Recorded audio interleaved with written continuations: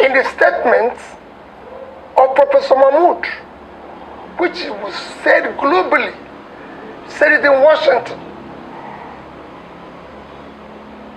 said it in Chatham House, in places where even other electoral bodies don't come to say anything. He said it all over Nigeria. Even when people doubted it, he said nobody should doubt it. It's going to be this real time. Why do we have to go through that? Just why do we have to? Why is this country built that things? Yes, that you're making reconciliation moves. What are the reasons for that? And what would you say to your followers, the obedience, who might, in a sense, feel betrayed by that move if it did in fact happen? Charles, it did not happen. I've never visited him. I didn't. These are all the things I'm telling you. They've turned the whole thing into a joke. So what it is now is, what are we going to do to crush this person? What are we going to do to label him this? If it is not to label him tribal bigot, religious bigot, if it's not sticking, maybe we'll find his family, maybe have a love child somewhere, maybe all sorts of things. Duplicated identity, everything. Because I've been to the UK about 3 times this year. This issue. So it's all about, let's go to Washington and announce to them that is treason, that is involved in this, involved in that. Charles, I did not visit anybody. Okay, well that's a clarification. So my followers are saying, we remain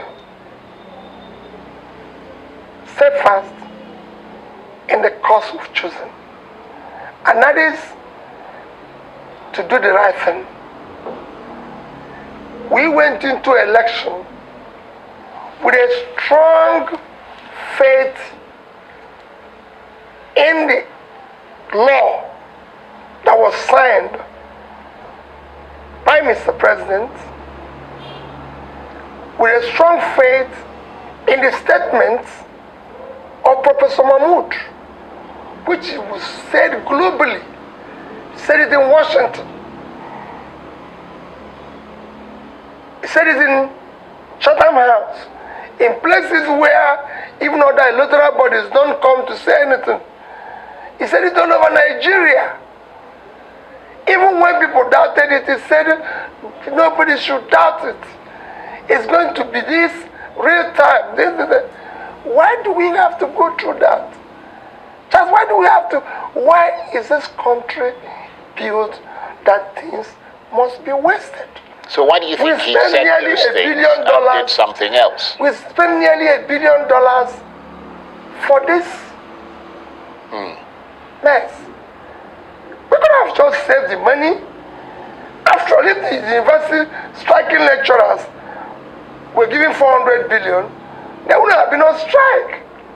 We would have just asked Mr. President, you're going, please appoint somebody of your choice.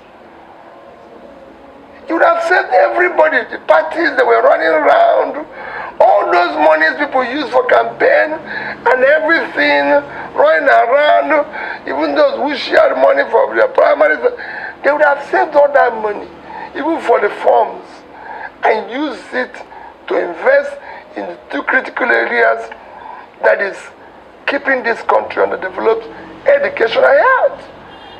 If we have put 100 billion in primary health care that have just collapsed, and we have the highest infant mortality, surpassing India, that is 1.4 billion people. Nigeria have surpassed India in infant mortality. If we had put 100 billion naira on that, it would have made all the difference.